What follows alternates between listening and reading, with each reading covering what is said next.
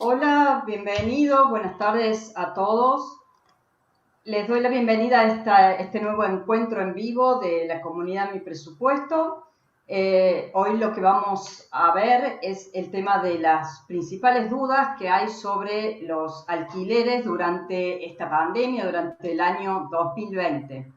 Y le voy a dar las gracias en primer lugar y la bienvenida a Alberto Loyarte, quien es asesor y corredor inmobiliario, también es administrador de consorcios y productor de seguros, está matriculado en la Ciudad Autónoma de Buenos Aires. Así que un saludo muy grande, Alberto, muchas gracias por participar de este encuentro de la comunidad Mi Presupuesto. Les doy la bienvenida a todos los que están mirando. Quienes no están participando en la comunidad, ya les vamos a pasar el link para que se sumen y participen de nuestros otros encuentros y tengan acceso a nuestro material que estamos difundiendo en exclusiva. ¿Cómo estás, Alberto? Muy buenas tardes. Muy Salud. bien, buenas tardes, ¿cómo estás, Paula? Muy bien. Bueno, vos tenías Bueno, ahí para desarrollar, no sé cómo querés que empecemos, pero un detalle de preguntas que te fueron haciendo, sí, pero me gustaría lo que hacer vamos a una hacer. pequeña introducción.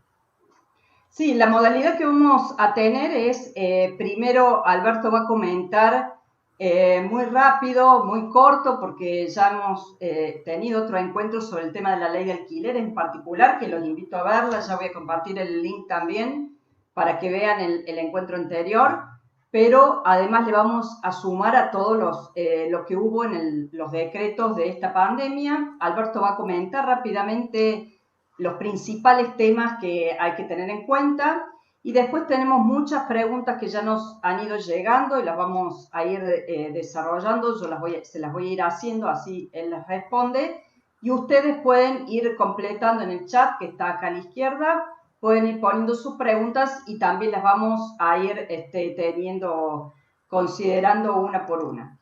Es un tema bastante amplio, grande, así que bueno, empezamos. Alberto, contanos cuáles son las principales disposiciones, las novedades que se han Sí, yo estipulado lo este que año.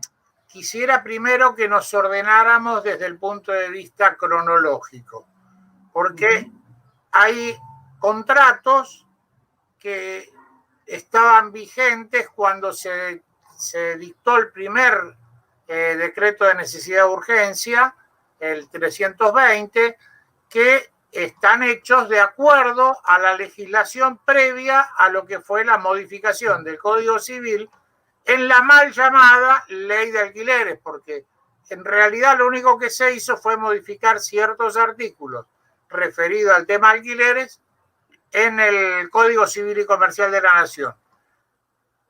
Los alquileres que son anteriores al 1 de julio, o sea, hasta el 30 de junio, tienen un tratamiento, y los que son posteriores al 1 de julio tienen otro tratamiento, porque es en la fecha en que se publicó en el boletín oficial la nueva modificación del Código Civil con nuevas reglas para los alquileres.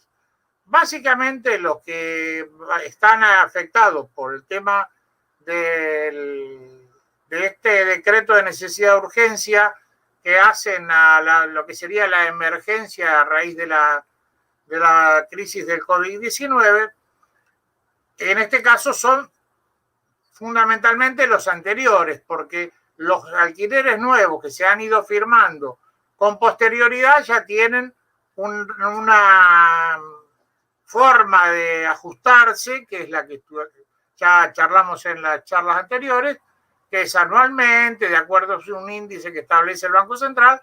Eso ya no tiene modificación porque las partes de común acuerdo firmaron un contrato nuevo de acuerdo a esa normativa.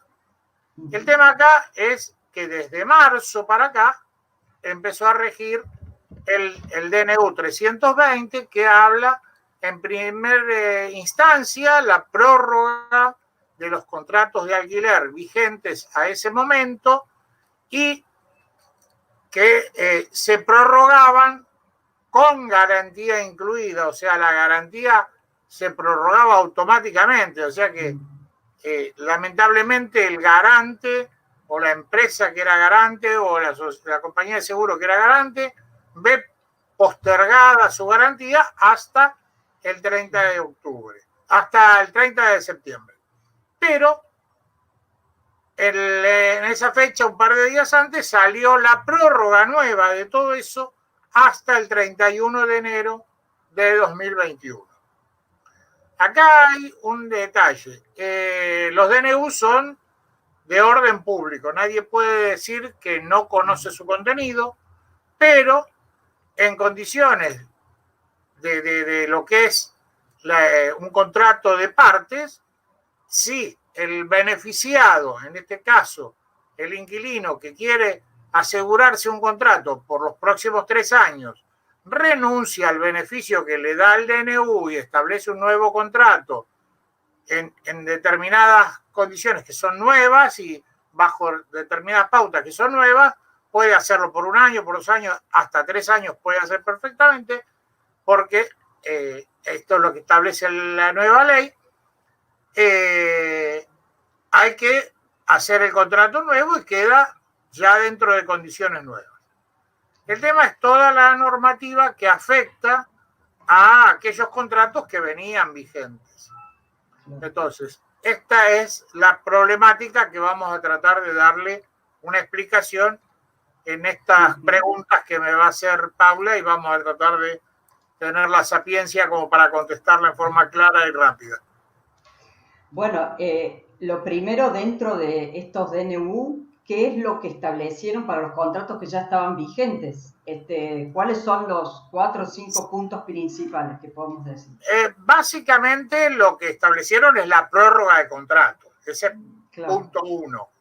O sea, si alguien tenía un contrato que vencía el 30 de agosto, por decir, automáticamente pasó al 30 de septiembre. Eso prorrogó las responsabilidades del garante y las responsabilidades del inquilino. Ahora, el tema es que también afecta a la relación económica del contrato, no solo a su duración. El hecho es que, suponiendo que en lugar de terminar en esa fecha, hubiera,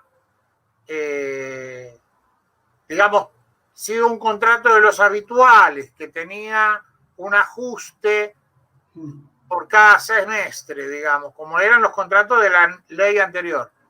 Y ese contrato tenía un ajuste que caía en junio, ponele.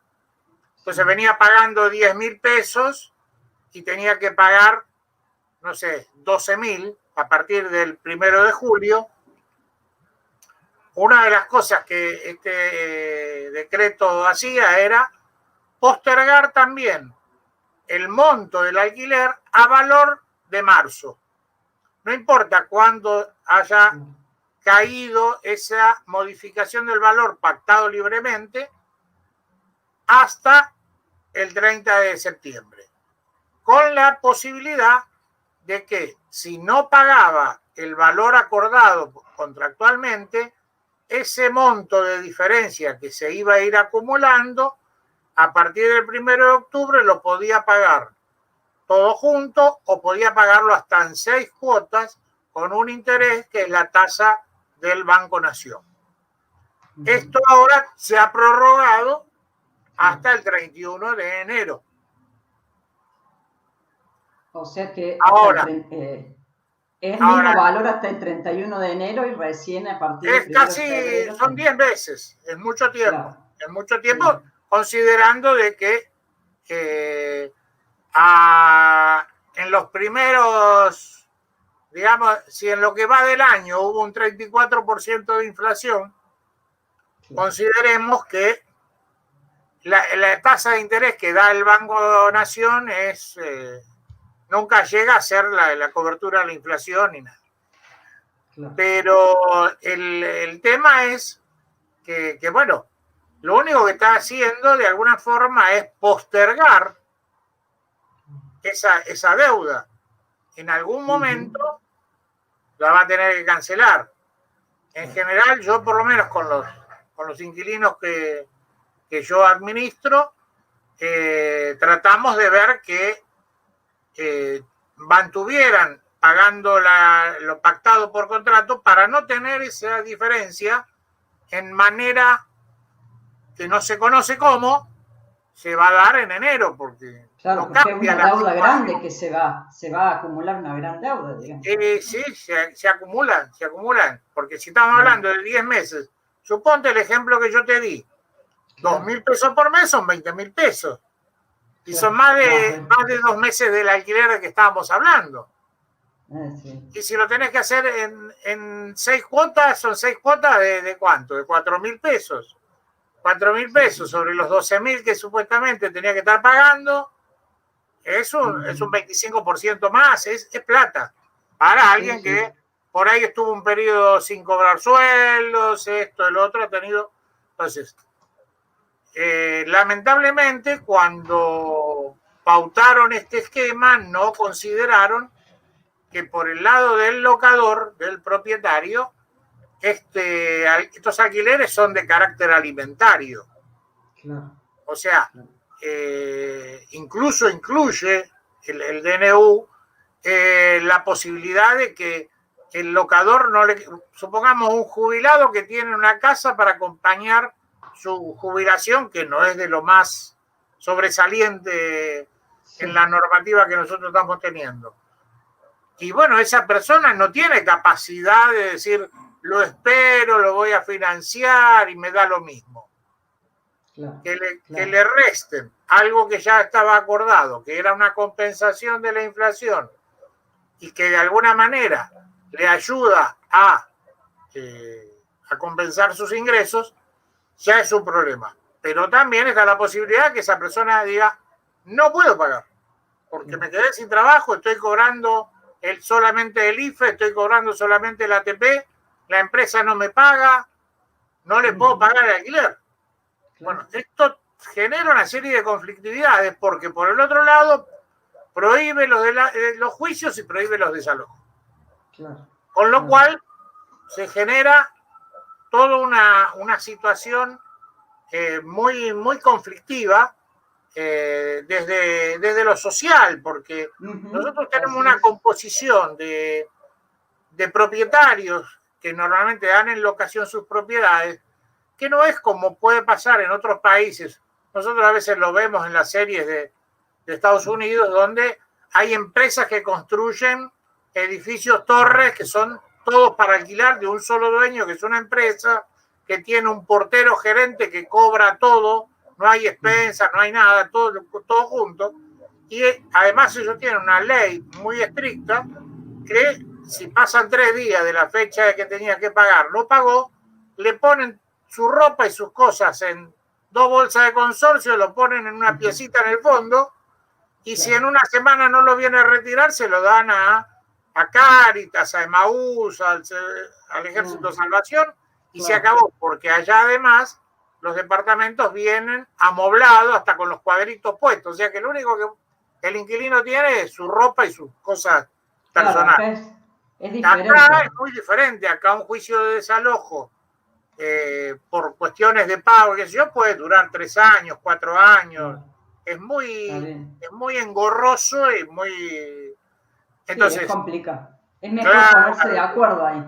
Claro, ahí entonces está el tema de la preparación que deben tener los corredores inmobiliarios para poder mediar en esta circunstancia y tratar de encontrar un equilibrio para que ninguno de los dos sea demasiado perjudicado, porque acá estamos conviviendo todos y a veces el dueño que alquila vive en el departamento de atrás del alquilado, vive en la otra cuadra, y son cuestiones que toda la vida y desde que yo era chico y antes también, bueno, hay que poner plata en ladrillo, los tanos, los gallegos, los judíos, todos los inmigrantes que vinieron, hay que poner plata en ladrillo porque, bueno, es una forma de ahorrar y que con las jubilaciones magras que se tienen hoy día son un complemento, pero no estamos hablando de que es una gran empresa. Esto establece también un desequilibrio a nivel de la justicia, ¿no? Porque básicamente esta ley hace pensar que siempre la parte débil es el inquilino y no tiene por qué ser así. No necesariamente. Porque claro, si yo tengo, suponte, un lote de terreno que lo tuve porque lo compré en una oportunidad al lado de la fábrica de coches y la empresa de autos me lo alquila, la empresa de autos no es poco poderosa, sino todo lo contrario. O sea que son figuras de preconceptos que se establecen en la sociedad que en alguna medida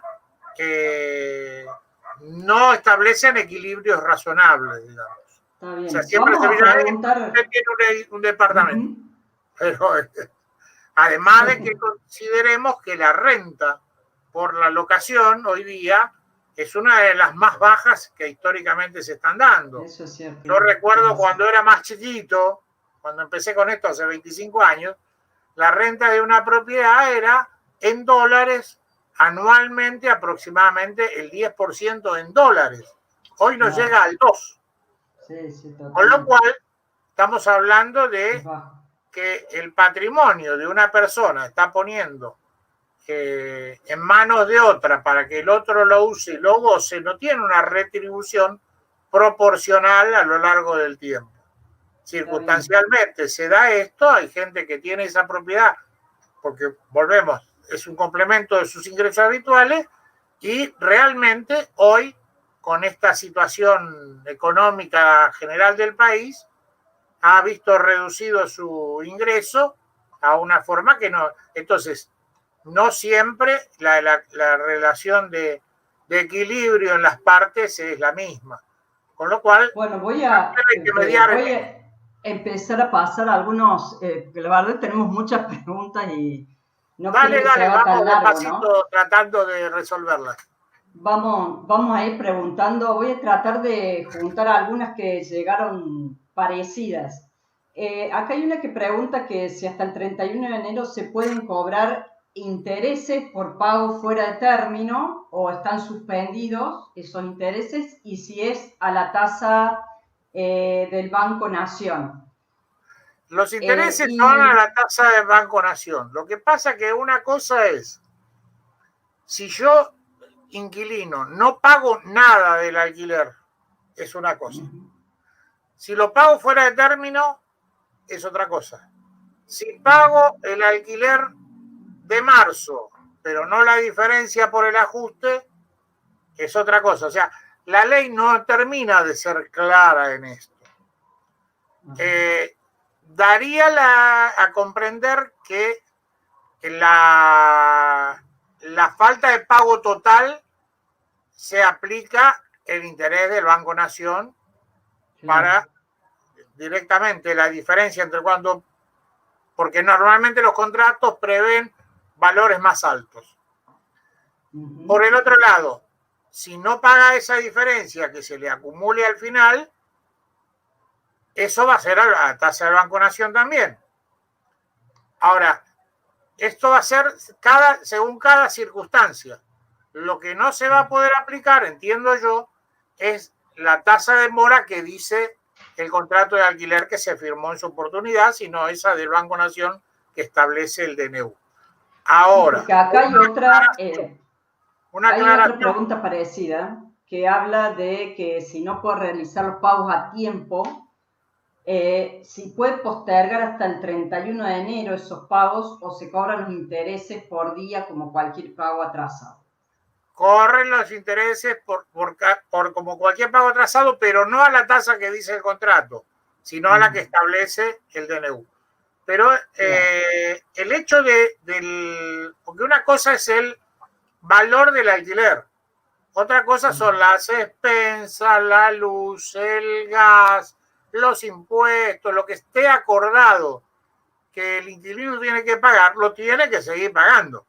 Claro, esa era la otra pregunta. Si en este periodo está exceptuado de impuestos, expensas y servicios. Todo lo demás tiene la obligación de pagarlo porque así estableció mediante el contrato. Ahora, porque el otro problema es, si bien la luz, el gas, el agua y los servicios no te pueden cortar, pero en algún momento eso se va acumulando. Y se supone que al momento que vos tengas que reintegrar la propiedad, eso tiene que estar al día, o tendrás que hacerte cargo el inquilino y su garante de esa plata que quedó sin pagar. Porque lógicamente para eso uno hace un contrato. Los contratos son para cumplirse. Y en esto no hay posibilidades de que el garante, por ejemplo, renuncie a la garantía, porque como esto es de orden público y lo dispone el decreto, no puede decir yo no sabía, a mí no me dijeron, no, yo te firmé, mando una carta de documento renunciando, no, acá no hay renuncia posible. El garante sigue siendo el garante. O sea que para acomodar este tipo de cuestiones hay que tratar de contar, de ser posible, con la anuencia de cualquier arreglo que se haga con el inquilino y con el garante. Claro.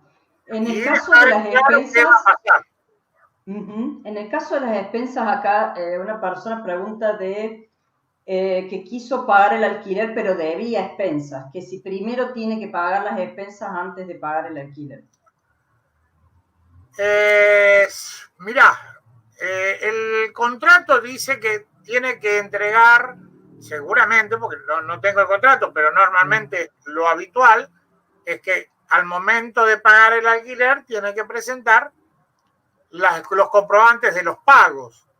Pero si por alguna razón pudo pagar el alquiler y no pudo pagar la expensa, y bueno, yo creo que hay voluntad de pago y ahí es donde estará la habilidad del que administra el alquiler, del caso fundamentalmente los corredores inmobiliarios, que en esto ya nos hemos recibido de psicólogos, de terapeutas, de mediadores, de todo, en buscar un acuerdo que, porque en definitiva yo no hago nada diciendo no, acá dice que me tiene que pagar todo y resulta que estoy generando un problema. Por ahí la voluntad del propietario, porque ha habido arreglos de ese tipo, por ejemplo, hoy día acá en Buenos Aires, gente que alquila locales en galerías, que estaban cerradas, porque no se podían abrir. Pero esa galería tiene costos fijos importantes, vigilancia, esto, el otro, y entonces con muchos propietarios arreglaron de pagar las expensas, pero no pagar el alquiler. Claro, o postergar o pagar una parte del alquiler y postergar para adelante el tema. Entonces, depende ahí de la negociación si al propietario le conviene, porque el tema principal es que al consorcio, como conjunto de propietarios, no le importa si el propietario ese tiene alquilado el local y el inquilino no le pagó y por eso no pagó la expensa. El consorcio está en su derecho de hacer el reclamo, porque lo que no pague ese copropietario, esto metiéndonos un poquito al tema de administración de consorcios, pero que viene al caso, eso que no va a pagar ese local, por decir de alguna manera, lo va a tener que pagar el resto de los propietarios. Claro. Y que no quiere decir que los demás propietarios estén mejor. Claro. Entonces, por ahí,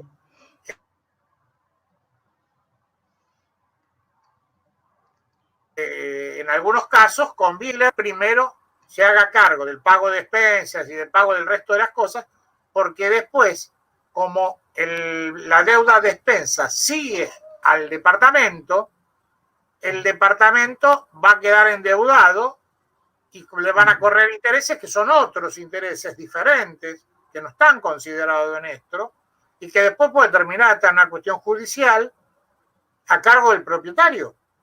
Lo mismo ocurre con la luz, el gas y todo lo demás.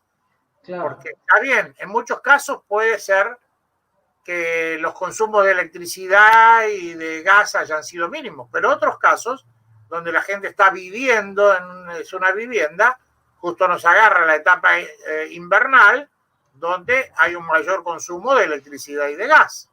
Claro. Entonces, eso, si no cumple el inquilino, va a tener que pagarlo el propietario a la larga o a la corta. Entonces, con las multas y con los recargos que todo eso establece, que no están considerados en este DNU. O sea, que lo aconsejable es todo eso que no está prorrogado por esto, primero que lo paguen. Y después vemos cómo acomodamos el resto del tema del locativo. De todas maneras, como existe el contrato y existe el DNU, existe un compromiso que lo único que cambió es el plazo, pero se establecieron otras formas, pero intereses y recargos va a tener que pagar o el inquilino o el garante. Que el garante no se puede excusar. Acá una pregunta de Gisela, es que, ¿qué pasa si el contrato ya venció en mayo? Creo que algo, yo la leo por las dudas, la estoy mirando. Puede ver por los anteojos. Si contrato venció en mayo, si ya no tiene ningún ajuste previsto el monto del alquiler, o sea, como una renovación automática, supongo. Bueno, acá no hay una renovación automática, sino que hay una prórroga. Es diferente. Una cosa, prórroga de algo es cambiar la fecha de vencimiento. Hablando de acuerdo a lo etimológico, a lo que dice la ley. Prórroga es cambiar el vencimiento. Vencía en esta fecha, va a vencer en tal otra. De alguna manera protege al inquilino, etcétera, etcétera. En este caso, que es un contrato que venció en el periodo de excepción, lo que tiene que hacer es pagar lo mismo. Esto es lo que dice el DNU. Esto no quiere decir que renunciando al beneficio del DNU de prorrogar, pueda acordar en ese interín un nuevo contrato bajo las nuevas normas, que ahí puede ser de 1 año, 1 año y medio, 2 años, 3 años, hasta el máximo de 3 años, pues es un contrato nuevo que ya es afectado por la nueva ley, porque, bueno, si venció en mayo, bueno, habría que ver. Si cayó antes del 30 de junio, podría hacer un contrato bajo la legislación anterior. Si no, si es a partir del 1 de julio, ya es bajo la nueva ley, donde establezcan otros valores y donde establezcan otro criterio de ajuste y ya otras reglas. Pero, acá pregunta, voy a agregar esto hay un detalle que yo quiero destacar. Claro. También hay que tener en cuenta que hay veces, que yo no digo que sea el aprovechamiento de estas circunstancias, pero hay gente que dice, bueno, si yo puedo estirar esto, pero hay que tener en cuenta que una situación como esas condiciones que hablamos recién, que en mayo se le venció y que se acoge a los beneficios del DNU, que se va a beneficiar hasta el 31 de enero, no quiere decir que después el propietario quiera seguir teniéndolo como inquilino. Claro. Bueno, acá Luciana... Llegado la fecha de finalización, el propietario le puede decir, sí, está bien, usted no puede, si no puede pagar, busco otro inquilino en otras condiciones que me pueda pagar. Así que, por favor, me deja la propiedad y buenas tardes y seguimos siendo amigos.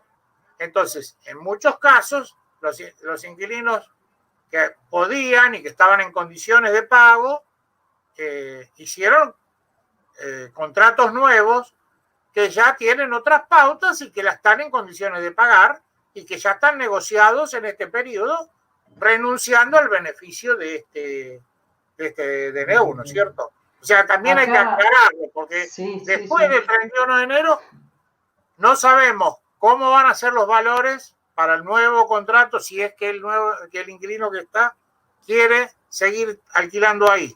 No sabemos si el propietario quiere, porque tampoco sabemos si el propietario en ese momento, su hijo no pudo pagar el alquiler en un departamento que tenía y necesita ese alquiler para alojar a su hijo. O sea, acá hay una cantidad de ingredientes que hay que razonarlos adecuadamente. Si es alguien que está en condiciones de encarar un nuevo contrato, se puede resolver perfectamente, aunque esté en vigencia el DNU, y establecer un nuevo criterio con un nuevo contrato y queda todo tranquilo y sin problemas, digamos. Acá Gisela agrega a lo mismo, creo que era la misma persona que Gisela también que había preguntado, y decía que el inquilino no quería prorrogar, sino que quería seguir pagando lo mismo que pagaba al fin del contrato, que en realidad eso era lo que había señalado recién. Y quiero sumar... vuelvo a hacer una pequeña aclaración. Sí, quiero sumar una cosa a esa también, que pregunta Sí. Luciana, y es que si, en la misma situación que venció el contrato y se prorroga, si siguen vigentes los aumentos semestrales, o sea, porque ya hemos pasado más de 6 meses, ¿no? O sea, Si es están de probable acuerdo y ella puede, lo conveniente es que siga con lo que pactaron en el contrato hasta que el contrato termine y listo. Si no lo puede pagar, tiene la posibilidad después que se le acumule y al final del periodo de la vigencia el 31 de enero tenga que armar un plan de financiación o que tenga que pedir un crédito o tenga que pagar eso en ese momento. Pero yo lo que vuelvo a la pregunta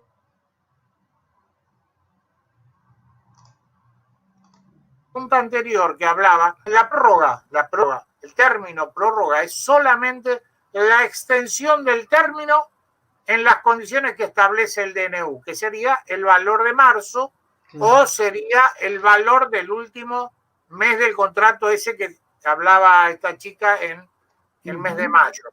Ahora, convengamos que después que pasaron 10 meses, en alguna medida, si está en condiciones de renegociar y actuar con un nuevo contrato, lo mejor es hacer un nuevo contrato, porque te despejas el problema habitacional por 3 años vista.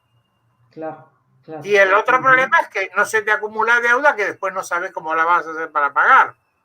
Porque el decreto dice que se va a pagar de esa manera, pero ¿y si no tenés la plata en ese momento, quién se hace cargo?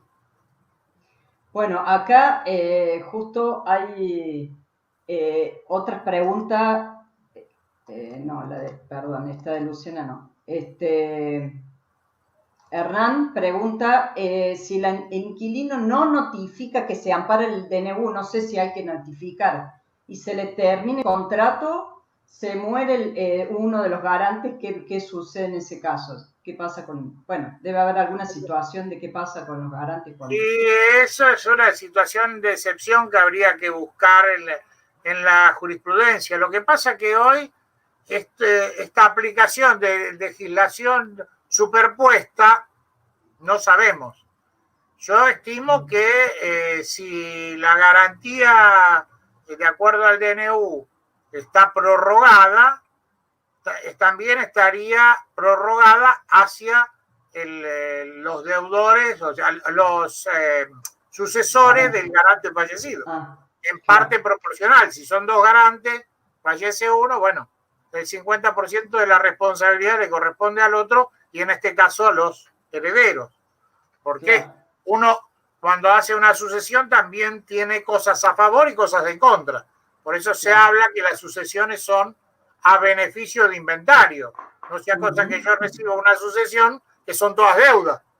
Está bien. Entonces, bueno, para cerrar el tema anterior que ahí volvieron, me parece que a mí me quedó claro, ¿no? Que si el contrato termina durante estos meses, se prorroga y se habían pautado ajustes semestrales. Aunque no se aumente, es como una deuda que queda pendiente para cuando termine, para febrero, ¿cierto? Bueno, hay 2 preguntas parecidas y creo que tiene que ver con esto de los locales comerciales vacíos, pero en el caso de los contratos de alquiler de estudiantes, personas que han contratado alquileres en el verano, los chicos no fueron a estudiar a las ciudades o a Córdoba, a Buenos Aires, a Rosario, donde haya sido. Bueno, pero hay 2 cosas, si se puede reclamar el alquiler y lo segundo, otro caso de otra persona, si se puede rescindir si nunca se usó. Esas 2 cosas. Bueno, hay un caso que sería, por ejemplo, el caso de los comerciales que de repente tuvieron que cerrar porque no eran esenciales. Porque no es lo mismo el caso de una ferretería que de una billutería, venta de billutería. Entonces, la ferretería la mantuvieron porque necesitábamos lamparitas, tornillos y qué sé yo, y lo otro Acá hay un tema que se plantea que se llama la discusión de fuerza mayor, sí. Porque no pude abrir, no pude usar y gozar del local, porque en realidad el alquiler, ¿qué es? Yo le presto a cambio de dinero el uso y el goce de la propiedad a otra persona. El uso y el goce, ¿qué quiere decir? Poder usarlo. Ahora, si hay algo externo que me impide ese uso y goce, como puede ser una normativa de esta índole, yo tengo que poder rescindir ese contrato o renegociar de alguna manera sin ninguna penalidad, porque es por una causa ajena a mí. Claro. Entonces, acá es otro tema de discusión, porque hay propietarios que han dicho, bueno, mientras no tengas abierto, pagá las expensas, pagá los gastos y quédate ahí. Total, con la persiana te estás sacando plata de tu ahorro para pagar y el caso de los estudiantes que no pueden ir. Podría ser exactamente lo mismo, por un problema. Claro. Yo conozco casos acá en Buenos Aires que gente del interior le ha venido, le ha alquilado en febrero un departamento para que el chico viniera en marzo a instalarse acá, porque tenía 2 años por delante de facultad, y no pudo viajar, nunca lo pudo ocupar ni pudieron hacer la mudanza. Desgraciadamente, y bueno, esto es un caso de fuerza mayor, acá hay un impedimento externo a nosotros. Después está la cuestión, siempre va a estar la cuestión de decir, bueno, a mí me perjudicó porque me hizo perder tiempo, pero desgraciadamente es una cosa que nos supera. Qué sé yo, esto puede pasar con una equiparación, por decir de alguna manera, qué sé yo, la zona lindera, la laguna, creció porque el río Quinto se inundó y estuvo 6 meses los locales cerrados. Claro. Y es fuerza mayor, no es que yo no quise, es que no pude. En estos casos, por ejemplo, el de los estudiantes, ¿se pueden dar las dos cosas? La rescisión del contrato o mantener el contrato y no pagar esos meses, las dos cosas se podrían llegar a... Y eso depende de la negociación que se haga, porque vuelvo a repetir esto, al ser tan esquemático, abarca cierto entorno de relaciones, pero hay muchas cosas que no están consideradas porque hicieron una cosa que es muy abarcativa, pero después la práctica, en el caso nuestro, vemos que faltan un montón de detalles que no son tan pequeños, a veces son importantes. Entonces, lo que pasa es que hay que tratar de nivelar, de acomodar y de ver qué es lo más conveniente, porque además yo me imagino una persona que está en Jujuy, que no puede salir de Jujuy, no puede pasar por Tucumán, no puede pasar por Santiago del Estero, no puede pasar por Santa Fe, por provincia de Buenos Aires para llegar a la capital. Porque este asunto de las fronteras internas y qué sé yo. Y el otro que está acá cobró el primer mes y después no cobró más porque no, pero no por culpa ni de él ni del otro. Entonces, hay que tratar de llegar al mejor acuerdo posible. Claro, buscar llegar al mejor acuerdo posible y bueno, para colmo esto, como o sea, es algo que el tema de la cuarentena está bárbaro, pero la cuestión es que esto de la peste esta, no sabemos la prolongación en el tiempo que puede tener en forma definitiva, que en qué medida nos afecta o no. Entonces, alguien pudo haber acordado algo en los primeros 2 meses pensando que, bueno, el pico venía en julio y que esto y el otro, y todavía estamos en veremos después de un montón de meses. Claro.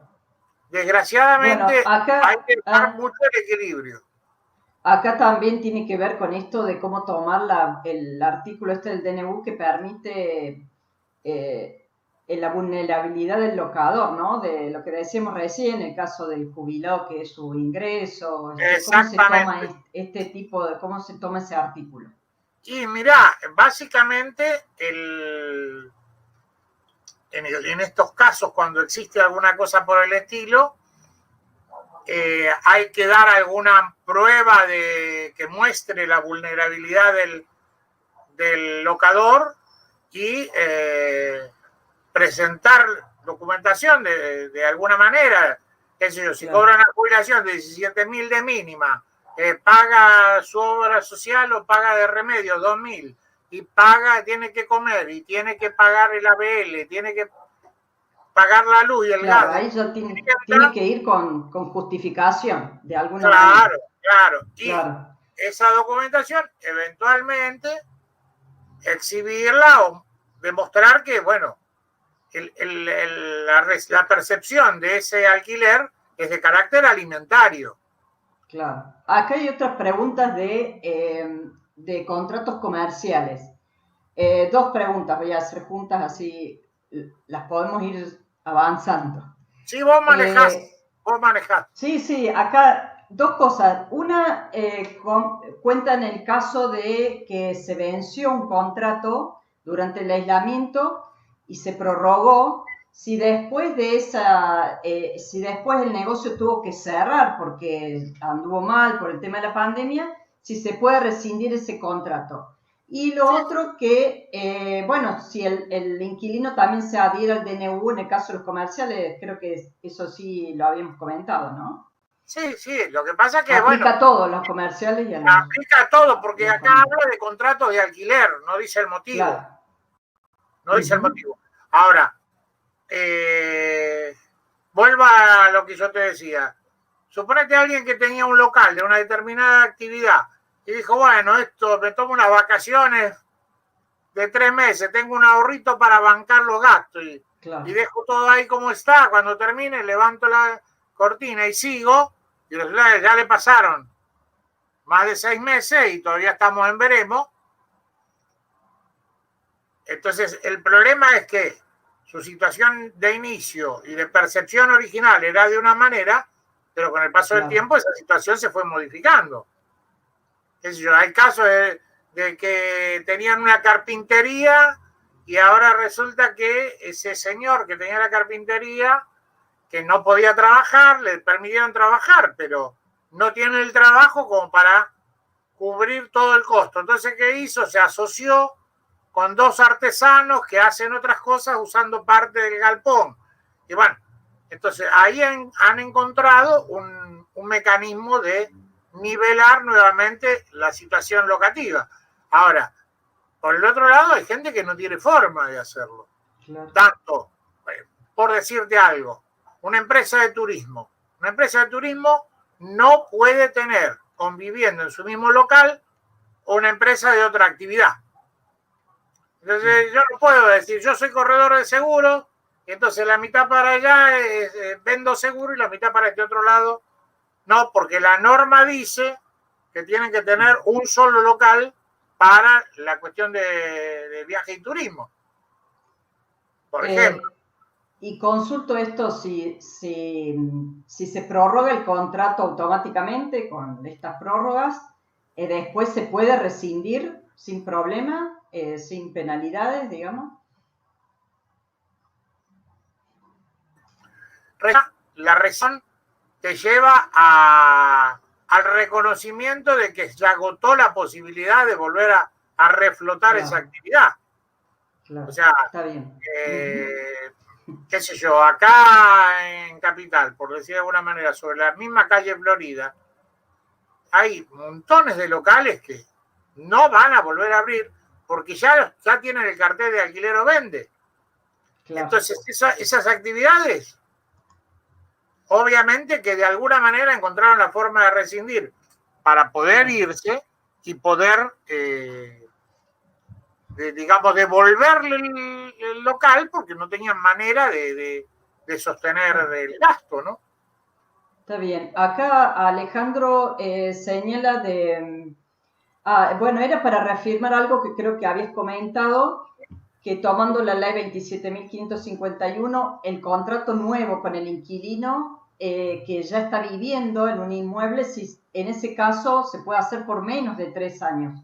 ¿O hay que hacerlo sí o sí por 3 meses? No, el artículo, uno de los artículos modificados, el 1198, en su último párrafo, estipula claramente que si el inquilino está en tenencia de la cosa, que en este caso la cosa se refiere a la propiedad, por alguna razón, no importa, si lo tenía como un comodato, si era un alquiler, etcétera, etcétera, y visualiza o percibe o piensa que por alguna razón no tiene certeza de lo que va a pasar y dice, bueno, yo hago un contrato nuevo, pero por un año. En un año veo, porque por ahí este local me queda grande, entonces me consigo otro local más chico.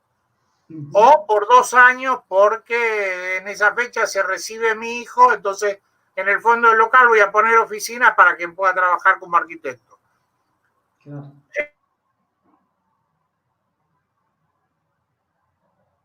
El que está en tenencia de la cosa, igual está en tenencia, puede hacer un trato nuevo, bajo la legislación nueva, pero por un periodo menor al mínimo. O sea, puede ser por 6 meses, por un año y medio, 2 años, por 10 meses, por 14 meses, 20 meses, lo que quiera. No mayor a los 3 años, obviamente. Ya es un contrato nuevo que rige bajo cláusulas nuevas por la nueva ley. Acá hay otra persona. César pregunta, señala que estaba alquilando durante 11 meses, un contrato que duraba 2 años. El propietario a los 11 meses, o sea, casi a la mitad, vendió el departamento y le pide que se vaya. Dice que es un contrato que no está certificado y por eso no es válido. Pregunta si en este caso lo pueden desalojar o si el inquilino tiene alguna razón ahí para... Si el contrato está bien hecho, habría que ver el contrato, pero se supone que los contratos, aunque esté escrito y no esté expresado, el único que tiene derecho durante la vigencia del contrato a rescindir es el inquilino. En estos casos, lo que puede ocurrir, y a veces se hace intencionadamente, yo en los contratos que hago yo específicamente incluyo una cláusula que dice que en caso de que el propietario tenga interés en vender la propiedad, los inquilinos en 2 fechas al mes, en 2 horas a determinar previo aviso, puedo como corredor o el locador exhibir o mostrar la propiedad a los efectos de su venta. En el caso que la propiedad se venda, el inquilino no corre ningún riesgo porque el que compra sabe que primero, se hace una transferencia de contrato en el momento que se hace la escritura, donde el dueño anterior le transfiere el contrato al nuevo propietario de la propiedad. Le transfiere el depósito que originariamente recibió, porque el que va a tener que devolverlo va a ser el nuevo propietario. Y lo único que resta en ese caso es que el nuevo propietario le haga saber en forma fehaciente, puede ser con una nota a mano, que a partir del próximo mes, en vez de pagarle a fulanito, tiene que pagarle a menganito en virtud de ser el nuevo propietario. Acá tiene una copia del título de propiedad para que me pague el alquiler al nuevo propietario. El nuevo propietario tendrá, como en este caso, 13 meses para que se termine el contrato, y una vez que se terminó el contrato decidirá si alquila nuevamente al mismo inquilino, a otro inquilino, o lo usa él. Ya ahí... pero el inquilino no puede ser desalojado por el locador bajo ninguna circunstancia. Está bien. Eso, yo creo que en la ley vigente de alquileres desde siempre es que el inquilino no puede ser desalojado durante la vigencia del contrato. Está bien. Cuando se habla de contratos siempre hay que tener la premisa que los contratos se hacen para cumplirse. Claro. Y si el contrato dice que el único que puede rescindir es el locatario y las condiciones, la ley ya las establece, es el locatario. Y aunque no lo diga el contrato, lo dice la ley, que está por sobre eso.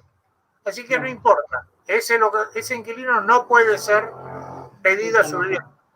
pueden lograr un acuerdo, pueden decir, bueno, mirá, yo necesito la propiedad, qué sé yo, te doy, anda a alquilar a otro lado, te doy 2 meses, acá tenés el valor de 3 meses más para que puedas contratar un nuevo alquiler. Pero esos son arreglos que no están dentro de la formalidad del mismo contrato. Está bien. Otra pregunta de un inquilino, de Andrés, que dice que tiene 30 meses como inquilino y tuvo una renovación del contrato. Él dice que a los 6 meses quiere hacer una rescisión y le quieren, si corresponde, que le cobren una penalidad por rescisión anticipada si es una renovación de contrato. O sea, a los 6 meses que renovó el contrato. Sí, obviamente estamos hablando de que él tenía un contrato de 24 meses, cumplió ese contrato, hizo un contrato nuevo y la ley no estipula si son los 6 meses de ese contrato o de la totalidad de lo que él mantuvo el bien en alquiler. De alguna manera hay una continuidad. Claro. Lo razonable es que si la ley dice que pasados 6 meses yo tengo que, notificando previamente, tengo que indemnizar con 1 mes y medio de alquiler durante el primer año o de 1 mes durante el segundo. Pero en realidad no es que pasaron 6 meses, en realidad pasaron 30 meses. Claro. En mi opinión, lo que corresponde es que tenga un solo mes de indemnización. Claro. O sea, ¿por qué? Porque la tenencia la tuvo durante 30 meses. Claro. La ley en eso no es precisa, no dice si son los 6 meses de este contrato vigente. Está claro. Pero eso siempre es discutible y va a ser objeto de alguna negociación. No hay otra manera de resolverlo porque la ley no lo prevé, sino hay que judicializarlo, que es mucho más engorroso y no sirve. Claro, es peor. Bueno, acá hay 2 preguntas, una que hace Eleonora y acá hay otra que me pasó Leandro, que también tiene que ver con las garantías. Dice si en un depósito de garantía, cómo se comportan locador y locatario, dice Leonora. Y Leandro pregunta si se aceptan, bueno, acá pregunta de Córdoba, pero si se aceptan en el país las garantías bancarias y si están regulados sobre eso los honorarios, la garantía y los vecinos. Vamos por parte, pues son 2 temas diferentes. Perfecto. La contratación, de acuerdo al régimen anterior,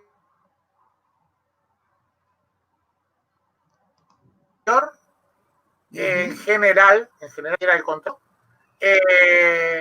establecía cuál era el monto del depósito. Antes de que se modificara la ley, como el contrato de 2 años ya tenía ajustes por lo general semestrales, ya se sabía cuál era el valor del último mes, por lo tanto, el depósito terminaba siendo al valor del último mes, por lo general. ¿Por qué? Y porque se presuponía que en ese interín hay un proceso inflacionario y que cualquier cosa que se rompiera, que había que arreglar o lo que sea, iba a ser de un valor más ajustado a la realidad el del último alquiler que el del primero. Así que en ese caso,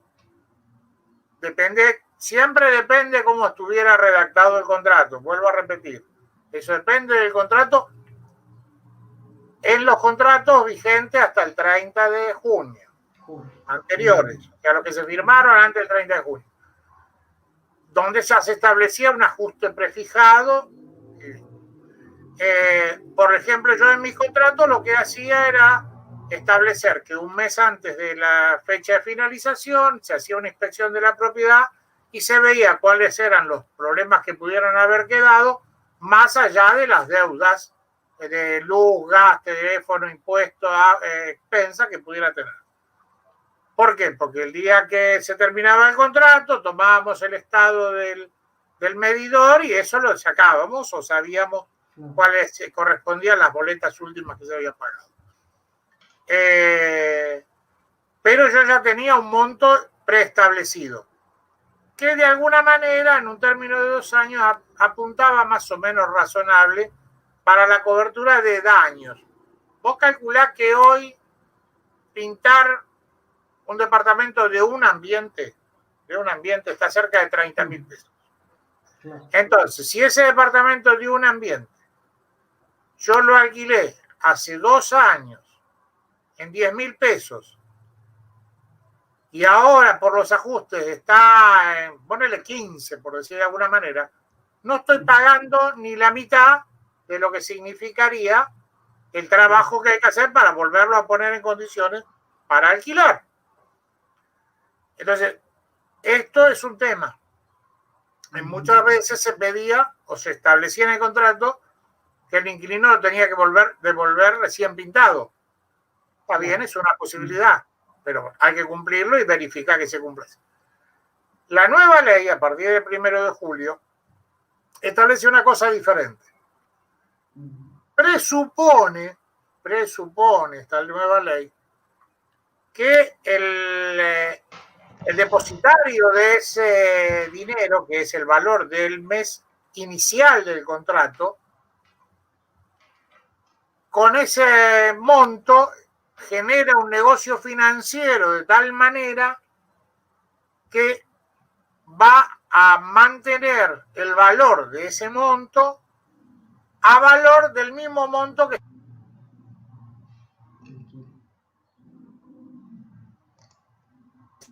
se incrementa el alquiler. ¿Qué ocurre? Supongamos el porcentaje de primer año es 30%, digamos. O sea que si yo alquilé en 10, me paso a 13.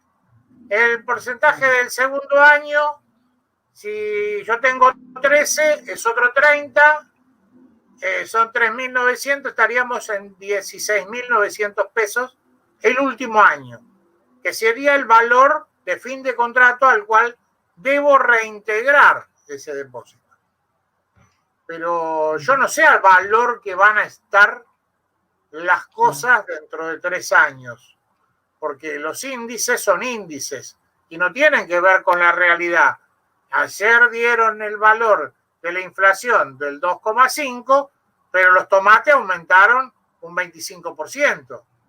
O sea que si yo mañana la pintura, porque tiene un ingrediente importado por el dólar, por la importación, por lo que sea, se me multiplicó por 5, no tengo forma de cubrirla con ese depósito.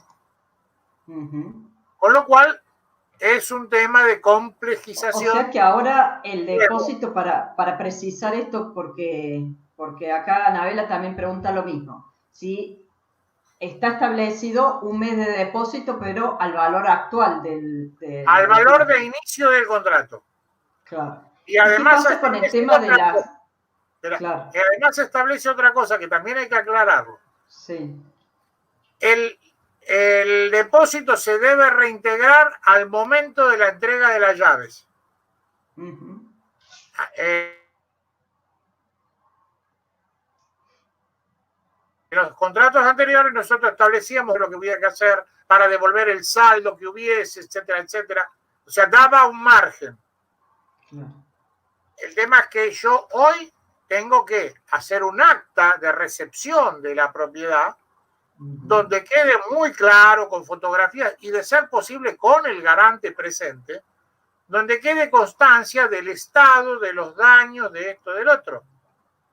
Entonces, y tengo que tener al lado a un pintor, plomero, gasista, jardinero, parquero, para saber el valor de eso que se dañó para poder descontar del depósito. O dejar el compromiso de que eso queda como adeudado por el garante, por el propietario, por el inquilino, de alguna manera a futuro, porque eso es parte del compromiso de entregar la propiedad en las buenas condiciones que se le entregó. Por eso también hoy día hay que hacer un acta de entrega de la propiedad en el momento que se le da al inquilino, donde quede constancia que está en las condiciones que está. No se puede hacer más porque esto ya lo estipula también la misma ley y el mismo tipo de contrato que estamos usando, no se puede hacer más de decir, bueno, mirá, yo te dejo 2 meses de gracia y lo pintás vos, pero si el otro no lo pinta, no existe, no se puede. No hay forma de hacerlo mediante descuento, no se puede hacer pagarés adicionales. Todo lo referido al alquiler tiene que estar en el mismo contrato. Bueno, ¿y qué pasa con las garantías bancarias? Esta que preguntaba acá. ¿Qué más garantías? Garantías hay de diferente tipo, siempre existieron, recién ahora la ley las incorpora, digamos. Están las garantías propietarias, donde alguien, usando su respaldo mediante la tenencia de una propiedad, sale de aval personal al inquilino. Que en realidad eso también tiene sus particularidades. Porque el salir de aval tiene sus cuestiones que no son solamente el aval personal, es con todos sus bienes. Entonces, si yo soy el suegro, le digo, sí, yo te voy a dar, te doy una quintita que tengo en Salsipuede, por decirte allá algo de Córdoba, como garantía, y después lo vendo, lo que sea, porque mi hija se peleó con el novio y que esto que el otro, como para perjudicarlo. Si ese señor o la pareja no funciona más, me dejan el departamento y tengo que reclamar, el aval es con todos sus bienes. O sea que si ese señor tiene un Audi, lo puede embargar. Si tiene otra propiedad, se la puede embargar. ¿Y cómo funcionaría el tema de las garantías bancarias? Verá. Garantía, estamos hablando de garantía propietaria, que es la que habitualmente estamos acostumbrados a hacer. Claro, en realidad es aval personal, no es con la propiedad. Porque la propiedad, de hecho, puedes después venderla y te quedas sin garantía igual. También están las garantías personales, que las plantea la ley, pero después hay que ver cómo se instrumentan. Hay una parte del artículo ese que dice que la van a reglamentar, pero todavía no hay nada reglamentado. El tema es el caso de las garantías personales. Entonces vos venís acá a la capital, me decís, Alberto, no tengo un garante. Bueno, pero yo tengo un buen recibo sueldo, te salgo yo, no tengo propiedad.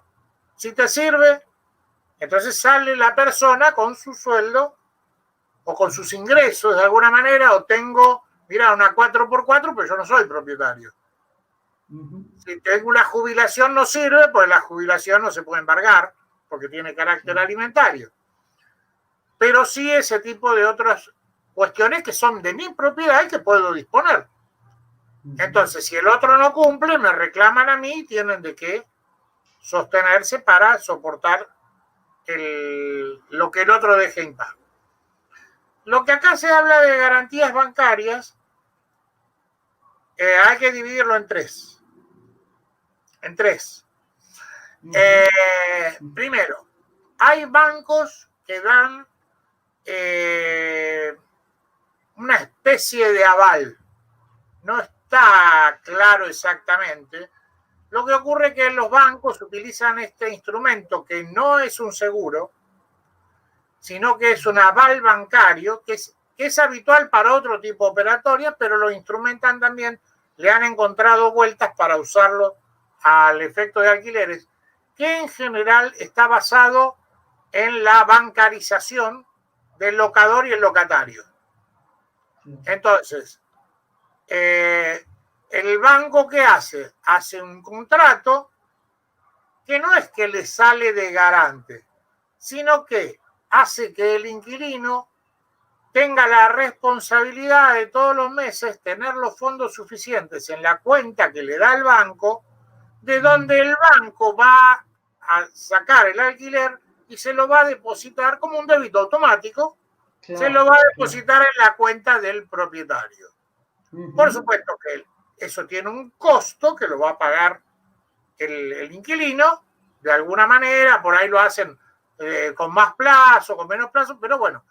Ahora, si el señor no tiene, no está claro cómo el banco instrumenta una responsabilidad de endeudamiento por parte del inquilino en cuanto a cómo van a cubrirse el banco si el señor se quedó sin trabajo, por ejemplo, y no tienen que sacarle.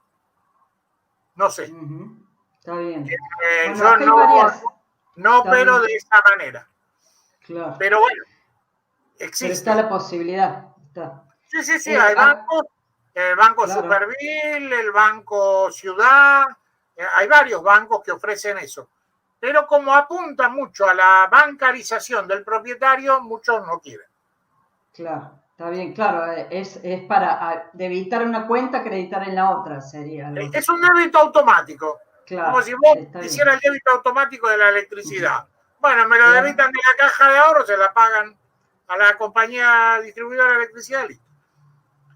Bueno, tiene un contrato, obviamente, con el inquilino para que pueda respaldar, porque ellos no se van a hacer cargo si el señor no tiene fondo en fecha y en término y en cantidad, no le van a pagar.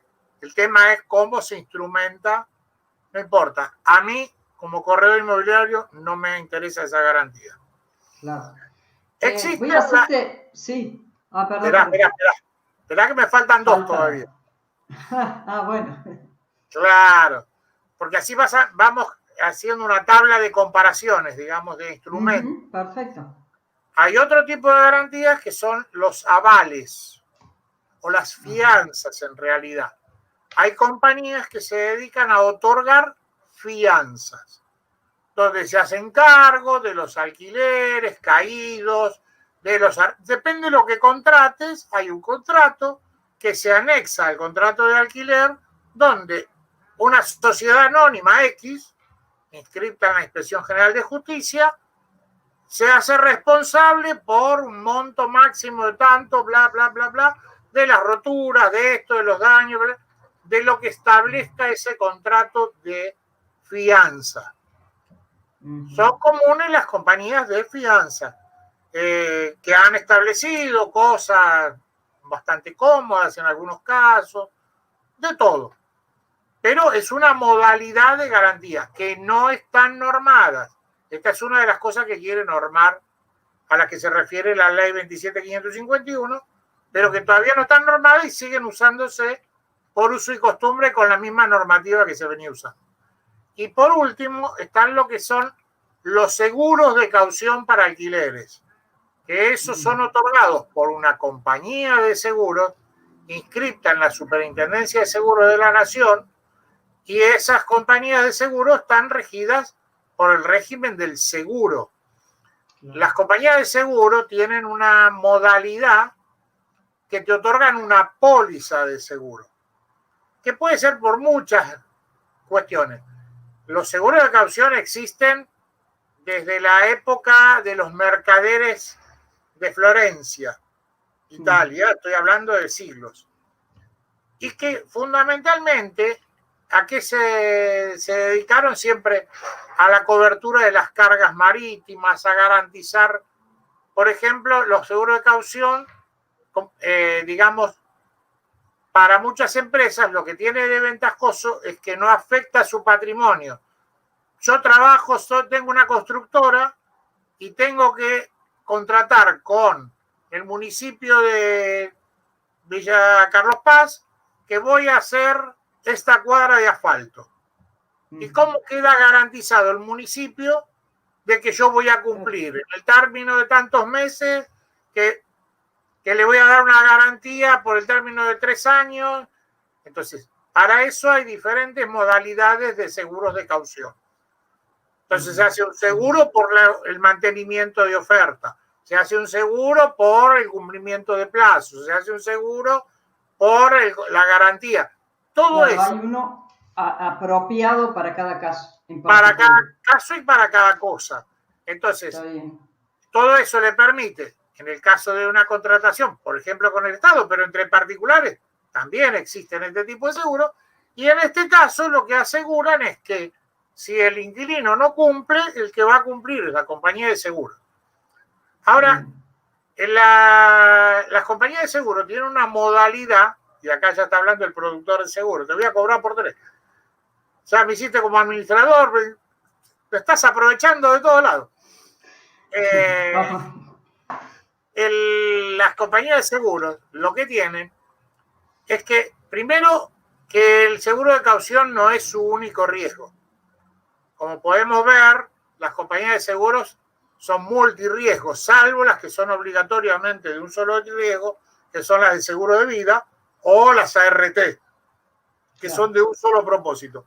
La mayoría de las restantes compañías de seguros que conocemos son multiseguros. Y la Superintendencia de Seguro de la Nación les establece un régimen que, además de cumplimiento obligatorio, con balances mensuales, con inspecciones y todo lo demás, como les puede hacer el Banco Central a los bancos, para que se entienda. Entonces, según la cartera de qué tengo que tener encajes. Esos encajes sirven para respaldar los siniestros futuros. Entonces, las compañías de seguros tienen un respaldo que digamos, los bienes más a largo plazo que tienen son inmuebles. En muchos casos vas a recorrer acá la ciudad de Buenos Aires, en el centro vas a encontrar edificio propiedad de la compañía Franco-Argentina de Seguros. ¿Por qué? Porque ellos construían esos edificios para alquilar y con eso tenían una renta, pero tenían la inversión para respaldar los seguros que otorgaban. Después tienen otro tipo de reglamentaciones que los obligan a tener en acciones, en bonos, en plazo fijo. La verdad que el tema seguro es como para otra charla, ¿no es cierto? Está bien, pero ¿cuál es la diferencia? Pero bueno, claro. Los costos son más o menos similares, pero una compañía de fianzas no tiene el respaldo que tiene una compañía de seguro. Claro, está claro. Bueno, voy a pasar a 2 o 3 preguntas últimas porque estamos como ya demasiado el tiempo y quedaron acá varias. Una sí, ya hemos pasado como más de una hora. Si el contrato, Fernando pregunta si el contrato comercial puede tener incremento semestral, como para puntualizar la nueva ley, entiendo. Que esto es a lo que él se refiere. La nueva ley, en lo que establece el ajuste anual y de acuerdo al índice que establece el Banco Central, se refiere a los contratos de vivienda. Los contratos comerciales son similares a lo que se venía aplicando, lo único que cambió fue el plazo, que el mínimo llegó a ser 3 años, salvo los casos especiales que la misma ley determina, pero los mecanismos de ajuste pueden ser cuatrimestrales, trimestrales, semestrales, de las formas que sean, porque hay muchas modalidades, puede ser por el valor de la gaseosa, el café, del valor de la harina para una panadería, puede ser el valor los shopping, por ejemplo, tienen... Bueno, el shopping lo tiene en proporción a las ventas que vos hacés, por ejemplo. Y acá, por ejemplo, claro, hay otro, ya que hablamos de los contratos y la duración. ¿Qué pasa qué tipo de contratos se hace en el caso de estudiantes que van solamente por 9 meses a una ciudad? Bueno, ¿Se hace por 9 meses o se hace? Sí, se puede hacer por 9 meses. La ley lo prevé, que son contratos por tiempo determinado y por motivo determinado. ¿Por qué? Para poder hacer y respaldar, documentar que esa persona va, o sea, si va por 9 meses es porque va a hacer un posgrado en tal universidad. Entonces, para poder respaldar como corredor inmobiliario y documentar que esa persona no está, o sea, y yo no le estoy haciendo un contrato fuera de lo que la ley establece, yo necesito un comprobante de la universidad que me diga que está inscrito en este curso que va a durar de tal fecha a tal fecha. Lo mismo puede en el caso de una persona que vaya a trabajar. Suponete alguien, un ingeniero que viene de Neuquén a trabajar acá en la empresa, en la casa matriz, por un año. Y hay todos casos particulares. Por un año, ¿para qué va a hacer un contrato a 3 años y pagar todo el gasto si es solo por un año? Pero tengo un contrato, o sea. Y en el caso de... Puede ser. Alquileres, acá preguntaban de alquileres temporarios hasta 3 meses que se pueden llegar a renovar. ¿Están dentro de la ley? ¿Tienen las mismas cuestiones en cuanto a desalojo, la inscripción del contrato en la AFIP, las garantías, todo ese tipo de cuestiones? En principio, lo normal de los alquileres temporarios son que son amoblados. Sí. Y son con fines de descanso turístico. Turístico, básicamente, claro. Están hablando. Claro. Esto no quiere decir que los contratos no se vayan a tener que inscribir. Si bien no salió la reglamentación, la ley no dice tales contratos no hay que inscribirlos. Habla de que todos los contratos se tienen que inscribir. Y los colegas que están en la costa, por ejemplo, los de Villa Carlos Paz, que tienen contratos de alquiler por 7 días, van a tener que inscribirlos. Los propietarios que alquilen esa propiedad van a tener que inscribirlos. Entonces, eso está claro en la ley.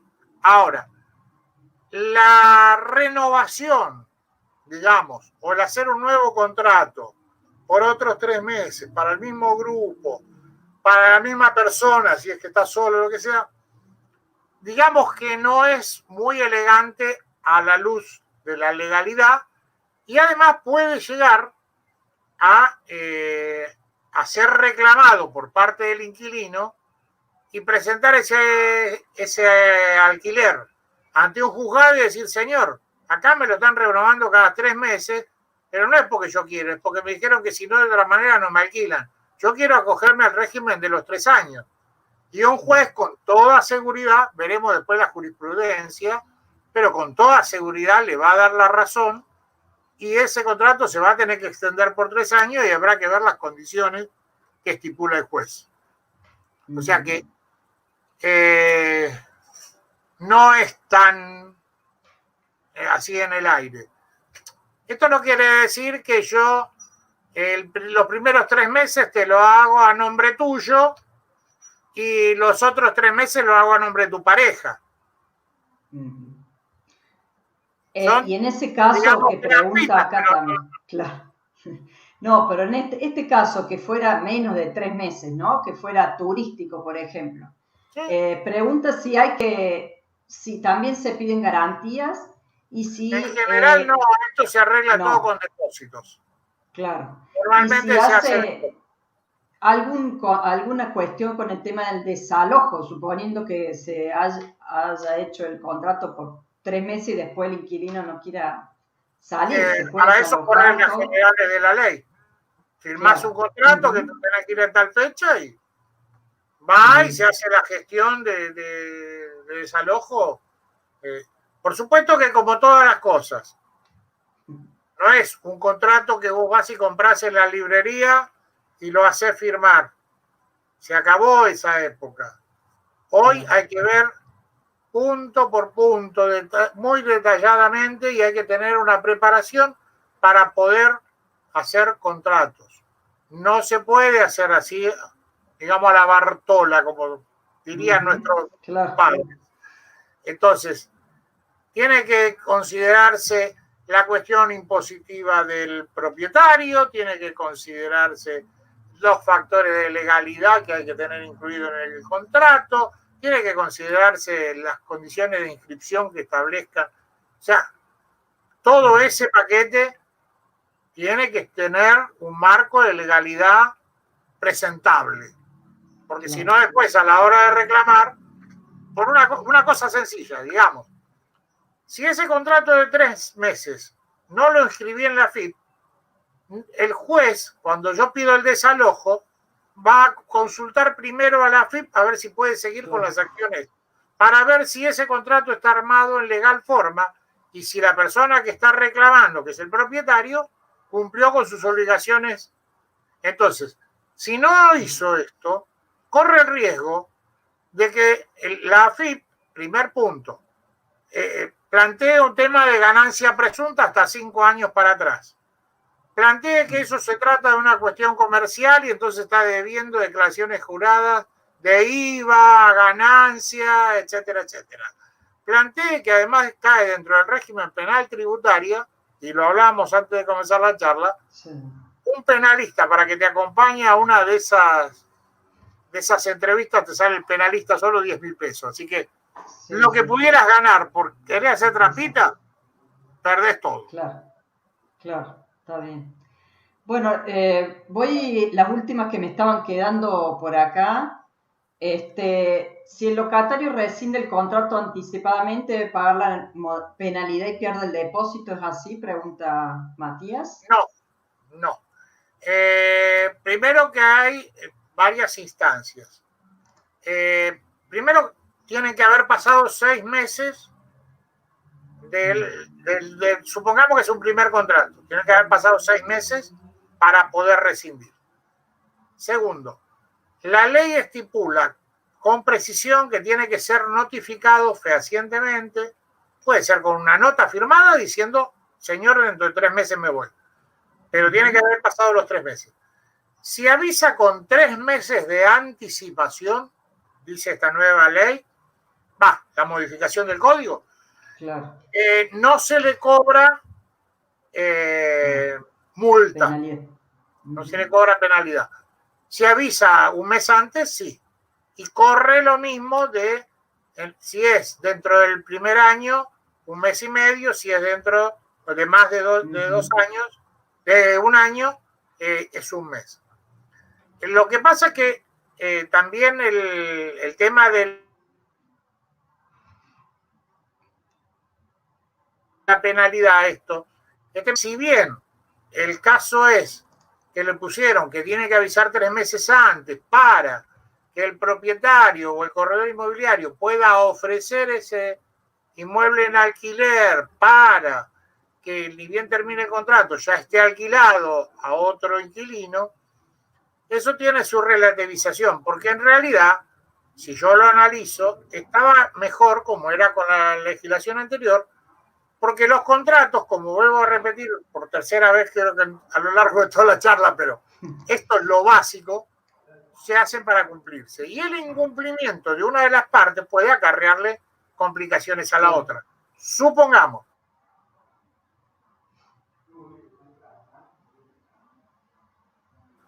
Si yo preveo que durante los 6, uy, qué bueno, me salió una oferta que me hace la concesionaria tal que si yo pago el equivalente del alquiler de que estoy cobrando, todos los meses tengo un auto que lo pagué en 3 años.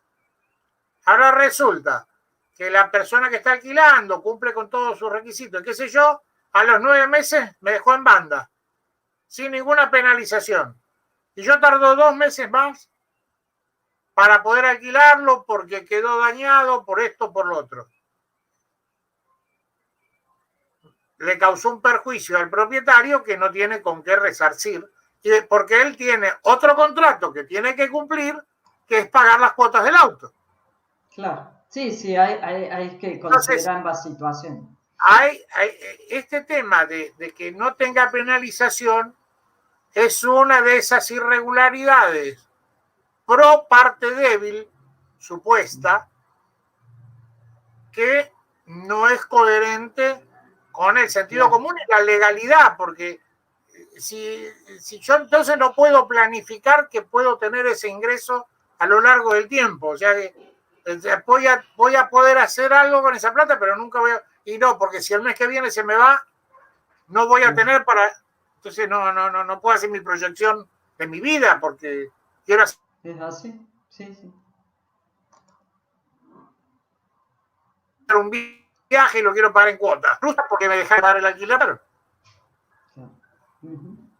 Bien, acá hay 2 preguntas de Fernando que voy a comentar. Primero una que está más arriba.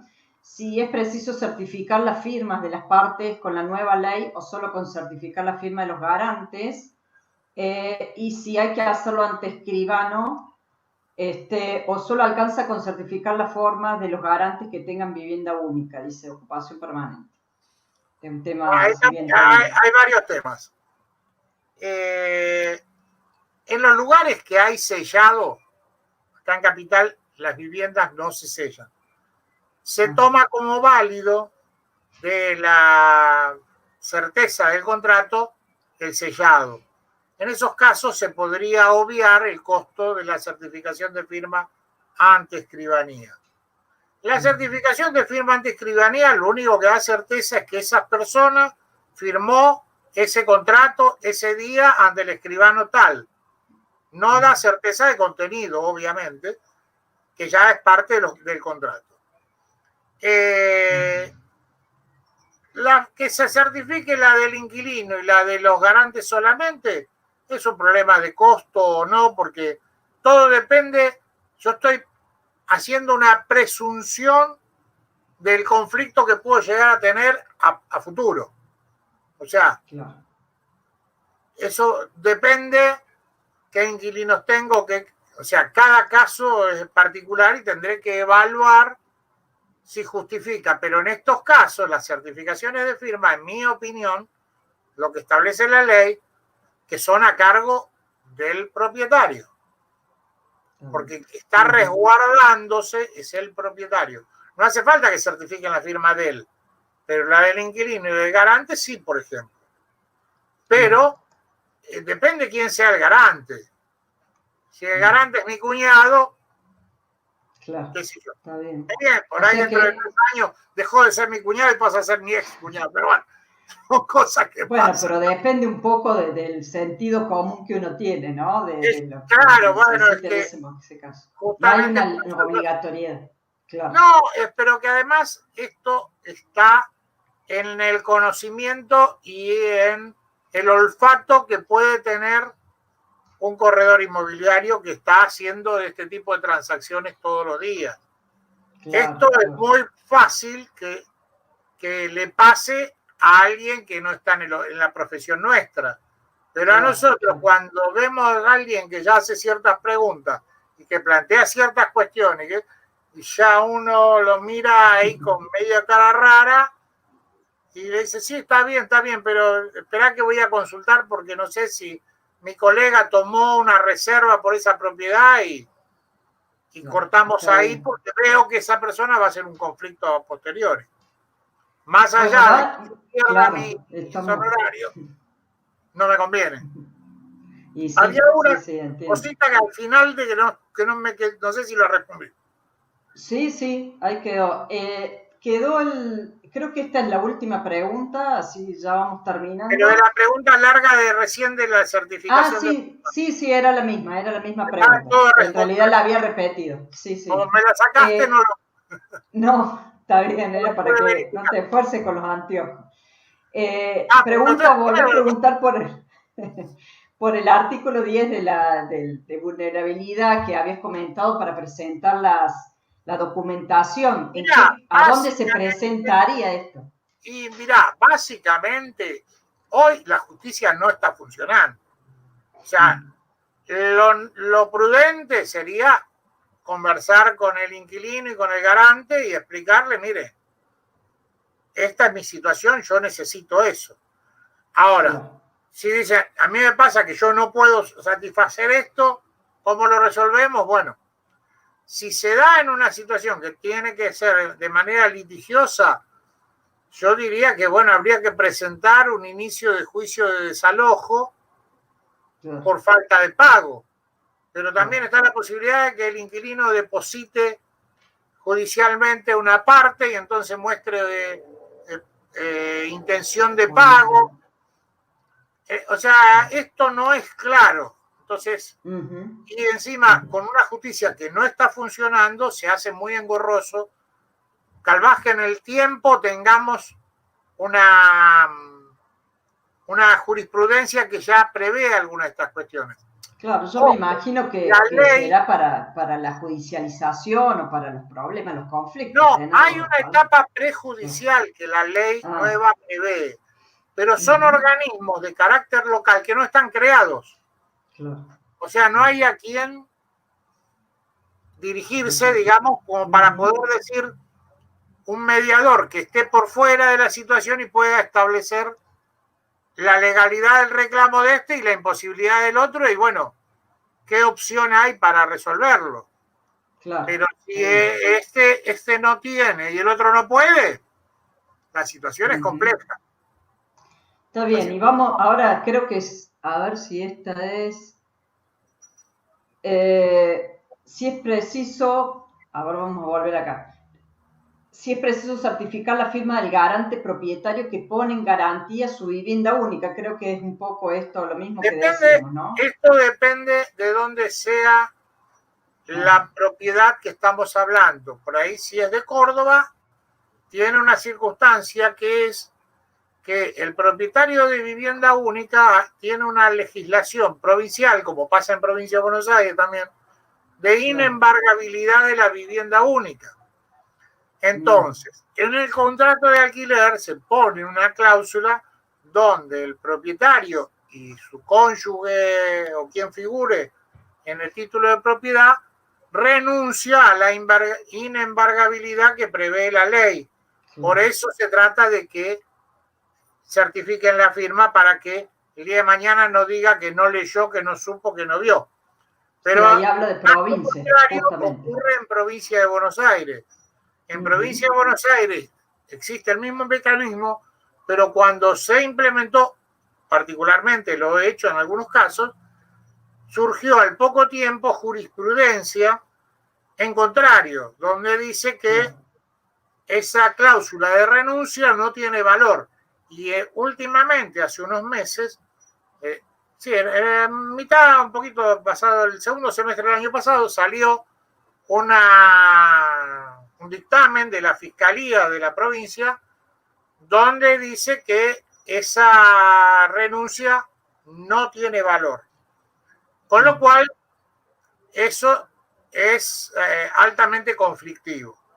A mí me ocurre mucho de gente que vive acá en Provincia de Buenos Aires, 20 cuadras del otro lado de la General Paz, y no tiene ninguna garantía para ofrecer en la ciudad de Buenos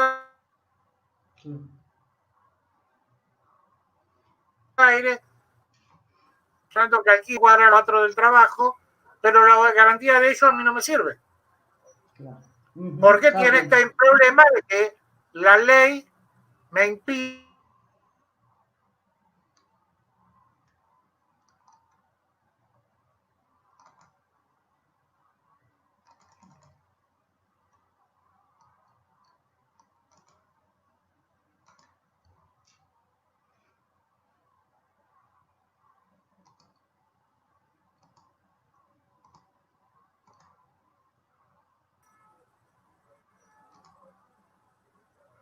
Bueno, ahí se ve cortado ahí un momento. No, ahora sí. Señor, tiene una propiedad en la costa, o tiene otra propiedad alquilada, o tiene un local, o un galpón, o un terreno, con esa otra propiedad sí puede ser garante sin problema. Claro, está bien. Una última pregunta que decía de si la jubilación es inembargable sin importar el costo, por el monto, digamos, o tiene un tope. Tengo entendido que es inembargable porque es de carácter alimentario.